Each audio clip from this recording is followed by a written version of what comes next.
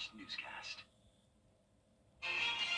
Well, this week has started out pretty hot and humid with some isolated storms, but starting tomorrow, those rain chances are going down, and so are the temperatures. I will have all the details on that coming up. Right now on News Channel 6 and 7, a local nonprofit looking to bring a church to Columbia County, why neighbors are pushing back.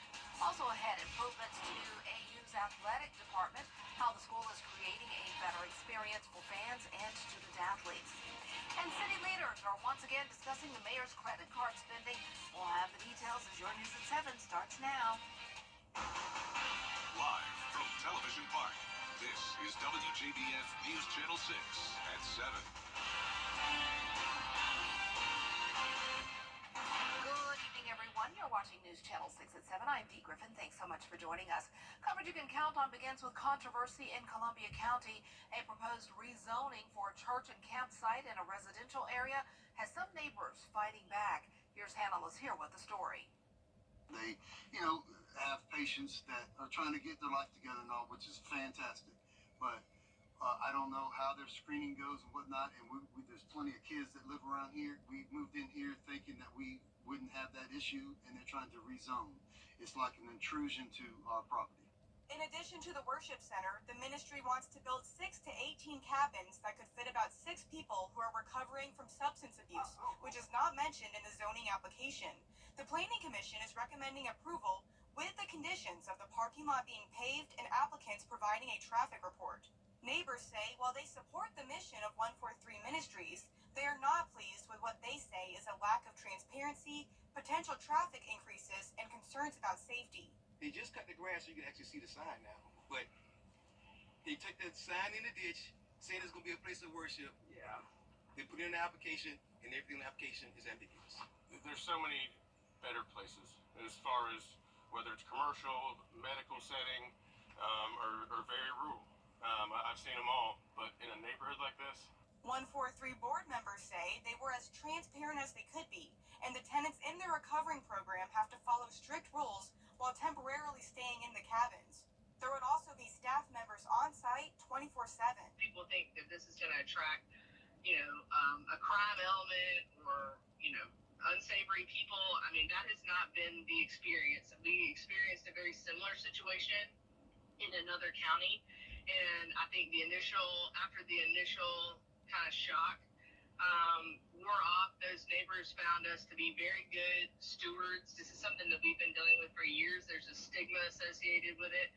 But, so I understand, why they might feel that way, but I also know the level of accountability. Payne understands concerns, but says they vet people in the recovery program, and the property fits the bill. The property kind of fit all of our needs that we were looking for, and Columbia County had more of that rural, environment or availability, I guess, that we were interested in.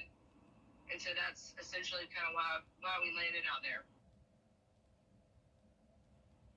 Time now for our first look at our weather forecast with Chief Meteorologist Jennifer Tracci. And it was a nice warm day, but we had some showers come through. Yeah, that's exactly right. Luckily, the rain did cool us down a little bit, and tomorrow you'll definitely notice the drop in temperatures. But right now, we do still have a few showers on Live Viper 6, nothing strong or severe. Here's a closer look up towards Hancock and Warren County. Also into Tolliver County, we still have some light rainfall. Heavy showers, though, outside of Sparta. A couple lightning strikes there, so we'll be watching that storm. Very, very low chance it could become severe. But if you are in Warrenton or Norwood, you may be seeing the lightning out in the distance and hearing the rumbles of thunder. Then as we go down towards the southeast, just light showers now in Allendale County, starting to dry up, so that is good news. Bamberg was our hot spot today for the most rainfall, and also, unfortunately, there was a severe storm there that really packed a punch. It was a very short-lived storm, but it dropped around 2 to 3 inches of rain over a very short period of time between Denmark and Bamberg. Main highway was impacted a lot with some flooding on the roads. So Bamberg County has gotten a lot of rain over the last couple of weeks, of course, from Debbie and now from the rain today as well. And notice Augusta Busch Field didn't pick up on any rain today, though. It was a near average day, high of 93, low of 73 this morning. Upper 70s through upper 80s at the moment. 84 in Augusta, 79 in Barnwell, Millen at 87, 89 in Louisville, Aiken at 82, and same thing in Saluda, 87 in Lincolnton, and 83 in Crawfordville. Very big spread of temperatures, and the dew points are mostly in the low to mid 70s, but we do have some upper 60s down towards the southwest where there's some drier air in place. It's been a beautiful sunny day down in parts of Johnson and Emmanuel County. Winds are coming in from the northeast for some of us, and then from the northwest for other places. And that is because we do have a stalled frontal boundary with low pressure right across the CSRA, allowing for that change in wind direction. And we also have some drier air moving in behind the front. So that's why you're seeing that northwest wind trying to bring in that drier air. Terry Lambert Hyundai Skyview Cam showing the Green Jackets game kicking off. They are taking on the Fayetteville Woodpeckers tonight. And you can see our forecast showing the chance of a few showers and storms, but I do think this model is a bit overdone with that. For the most part, it will be a dry evening, 83 at 8 o'clock, 82 by 9 o'clock, and tomorrow we'll only top off in the upper 80s. I'll have a look at that full 10-day forecast coming up. Back to you, Dee. All right, thanks so much. We'll see you then. City leaders discussing credit card spending by Augusta's mayor. The mayor recently asked for reimbursement for office expenses. Well, school has started, and so have improvements to some athletic department facilities, some of which students will be able to experience pretty soon. Maria Smith is in with the details. Our student athletes want to feel that investment, so they've heard a lot about it over the last year or two. So now as they arrive back to campus this fall, they're starting to see the investment. One that is making change from the inside out. We are renovating the exterior, giving it an all-new look, a very modern, sleek look. There's going to be long strips of tile that are going to cover the entire building. Very metallic look, modern look, gradients of blues and grays and whites. There's outside, we're putting new baseball seating in, and a press box, and batting cages, and a scoreboard, and then softball will be after that next season with new seating and a press box as well. AU Athletic Director Ryan Urlacher says enhancements to their athletic departments, like their new sports performance weight room, are key to great athletes. I think with the student athletes, it's really important when we are recruiting the best, and that's what we do. We recruit the best in every sport, that they feel the investment that the university is making into their experience here. And if that's not enough to keep fans at the edge of their seats, a first of its kind dance team has been added to the athletic department. I think it's going to be a good fit for those who are interested in being on a dance team at Augusta University. I think they're going to have a great experience. They'll be under athletics, so they're going to get everything that every other team has. It's going to be an unbelievable transformation for this space. We're really excited about that. An update now to the progress at Westmont Elementary School. Columbia County school leaders say construction could be finished by Friday, but if the school building isn't ready, students will report to the district support complex Friday on Riverwatch Parkway. The new building should be open by Monday, but if delays do happen, school will be held at the Columbia County Exhibition Center next week, so stay tuned. South Carolina could become the next state to limit cell phone use in schools. The state officials in both the Palmetto State and California taking up the issue today. The South Carolina State Board of Education is expected to approve guidelines on limiting student phone access. South Carolina lawmakers this summer passed a temporary one-year rule in the state budget requiring schools to ban student cell phone use or lose state funding. Cell phone bans are already in place at many schools, but they aren't always enforced. Because they can text or do whatever on a watch just as well. They can be just as not as distracted with their watch, but they could still send messages and they could still be disruptive with a watch. State officials in South Carolina say a survey sent to teachers in June reported over 90% of teachers support a policy limiting cell phone access. 55% supported a complete ban during the school day. Well, coming up, former President Donald Trump was interviewed by... We have some isolated storms around tonight, but that severe weather threat is decreasing, and so are the temperatures. Starting tomorrow, we'll see some upper 80s, and the chances of rain are going down. I'll have the full 10-day forecast right after the break. Are you suffering from Instagram? Injured? Call Austin Jackson, the Augusta guy. Everybody's got a guy. A guy to help you move, fix your car, someone you can count on when it really matters. That's what makes them your guy. I'm attorney Austin Jackson, and I'm your guy in Augusta. I was born and raised in the CSRA, and I help people get the money they deserve when they've been hurt. So if you've been hurt in an accident, I'm your guy. Call Austin Jackson, the Augusta guy. 706-724-7224. Now, your most accurate forecast with WJBF Live Viper 6. Welcome back. It is a mostly dry evening. We really just have one area of rain, and that is around the border of Warren, Glasscock, Hancock, and Washington counties. We have a few lightning strikes here as well, so the storm is getting stronger. We'll be monitoring it for potential severe activity, but overall that threat is very low. Likely will just be a strong storm with wind gusts up to around 40 miles per hour, the lightning, and the brief heavy rain. This is outside of Warrenton, Norwood, and Crawfordville. And we also have some light rain up in Wilkes County around Washington. Just some sprinkles now around the border of Allendale, Burke, and Screven County. There's Hiltonia and Allendale and Fairfax over here with the light showers to the south.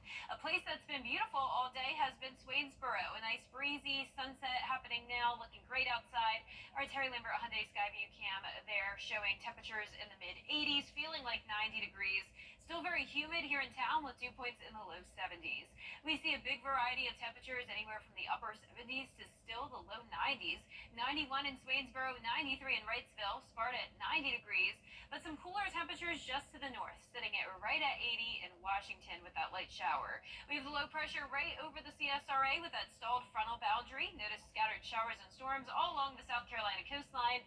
We do have drier air moving in behind this front, though, so that means some very limited rain chances for us over the next few days to come. Starting out your day dry, temperatures in the low 70s, climbing to around 87, so a cooler day and just a stray shower possible in the afternoon. Heat index really won't be bad at all, only feeling like the low 90s, so we'll take that for the middle of August. And you'll actually get a little bit of some cool air creeping into the mornings, 67 for your Friday morning, start of high school football season, so kind of can feel the fall air coming in, but still, it is summertime, so next week we will be back into the low 90s for those temperatures. Tonight at 8 o'clock, this particular model showing some rain and storms anywhere from Saluda County down towards the metro. I do think this is a little bit overdone, but know that there is the chance of an isolated shower or two later on tonight over the next few hours. But a dry start to your Wednesday morning, just some patchy fog around and cloud cover. Then as the front moves to the south, we'll see the clearing skies, but still a few pop-up showers around. But overall, that chance of rain is very, very low and becomes even lower for our Thursday and Friday. So you can see the front moving down towards the south. Skies will clear. High pressure builds overhead. We'll have a northerly wind bringing in the drier air. And overall, some great days ahead for outdoor plants. Now, the rainfall totals are going to be very limited over the next 7 days to come. Really no more than around 1.5 inches in some of our counties. We're not going to get any rain from the tropics. Our Ernesto is staying far away from us, currently impacting Puerto Rico and parts of the Caribbean with a tropical storm warning. Winds are at 60 miles per hour, and it will strengthen as it moves over the warm Atlantic Ocean, but fortunately it is staying out to sea. Not a good setup for Bermuda, though. Could be moving right over the island as a Category 2 hurricane by Saturday, but no impacts expected here in the United States. Our lows tonight will be in the low 70s, and our highs tomorrow will be in the upper 80s. A really nice day. The 10-day forecast showing us going back to sunshine as we go into Thursday and Friday. Low 90s Friday through the weekend, and really even into next week. Very consistent temperatures, and those rain chances anywhere from 20 to 30%. Now back to you, Dee. All right, thanks so much. Still ahead, a lawsuit against the defending WNBA champs by a former player is taking legal action after the break. You and me, we're the best of friends, and we'll stay together till the end.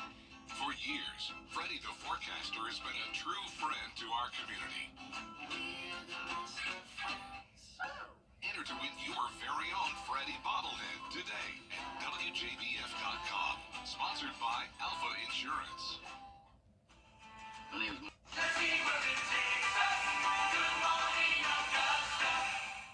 The WJBF Live Viper 6 Skyview Network is sponsored by Terry Lambert Hyundai. Low prices, big selection, and committed to quality customer service. Just days after winning a bronze medal at the Olympics, a WNBA star is suing her former team for discrimination. She claims they traded her after she got pregnant. Rhiannon Alley has the latest. This morning, three-time All-Star De'Erica Hamby is suing the WNBA and the Las Vegas Aces for discrimination. In a federal lawsuit, Hamby says back in 2022, to entice her to re-sign with the team, the Aces offered her housing and tuition for her daughter's private school. But Hamby claims everything changed when she told them she was pregnant. After that, she says she was forced to vacate the housing. The school's tuition wasn't paid, and she claims she was bullied by the coaching staff. This lawsuit raises very real questions about whether a league that exists to empower women understands that women have the right to control their own destiny. Hamby claims Coach Becky Hammon asked her if she planned the pregnancy and questioned her dedication to the team. Hammon denies the allegations. Obviously, she has a different opinion, and she's allowed to have that opinion. But that's not how I saw things go down with my conversation. When Hamby was traded to the Los Angeles Sparks in early 2023, she posted her allegations on social media, prompting a league investigation. The WNBA handed Coach Hammon a 2-game suspension and rescinded one of the team's draft picks. But Hamby argues the investigation wasn't properly conducted and claims the punishment didn't go far enough. She's now seeking compensatory damages. WNBA should have stood up for the rights of one of its athletes, and their failure to do so is why they've been sued.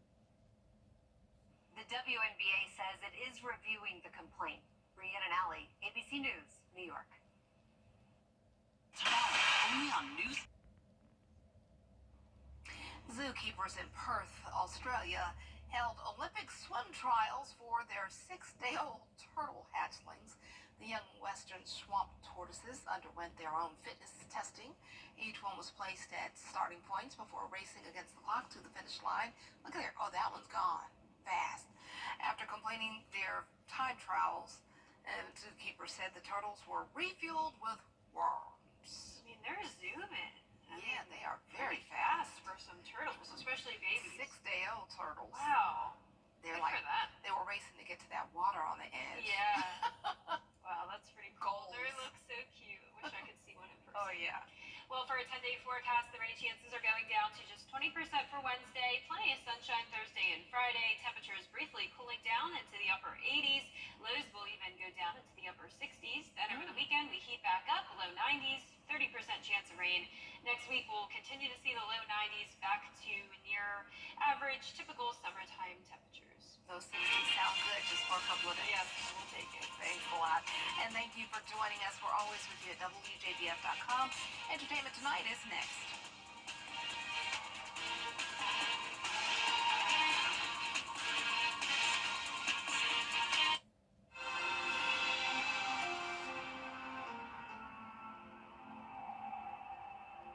I was basically